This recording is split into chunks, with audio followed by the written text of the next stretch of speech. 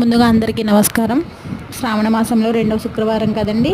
ఇక ఉదయాన్నే లేచి ఇల్లంతా శుభ్రం చేసుకుని పూజకి రెడీ చేసుకుంటున్నాను అన్నీని. అయితే దీంట్లో కొన్ని ముఖ్యమైన విషయాలు చెప్పాలి మీకు. చాలామంది గడపలకి పసుపు రాసేటప్పుడు బయట వైపు నుంచి రాస్తారు. అట్లా చేయకూడదు. ఇప్పుడు కూడా లోపల వైపు నుంచి కూర్చుని నీట్గా రాసుకొని పసుపు బొట్లు పెట్టుకుంటే చాలా మంచిది. అలాగే ప్రతి శుక్రవారం ఉప్పు దీపం కూడా ఇంట్లో పెట్టుకుంటే ఆర్థిక సమస్యలు ఉండవండి, లక్ష్మీదేవి కటాక్షిస్తుంది. అలాగే కొంతమంది స్నానం గట్ట చేయకుండా రోజు స్టవ్లు వెలిగించి వంటలు చేస్తూ ఉంటారు. అట్లా కాదండి, మీకు వీలైనంత వరకు కనీసం బ్రష్ చేసి చేయండి, వీలైతే స్నానం చేసి వంట చేయండి.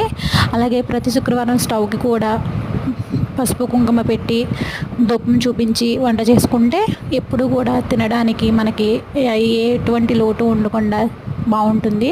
ఇది నా నమ్మకం అండి. మీకు నచ్చితే లైక్ చేసి మీరు కూడా ఫాలో అవ్వండి. Thank you.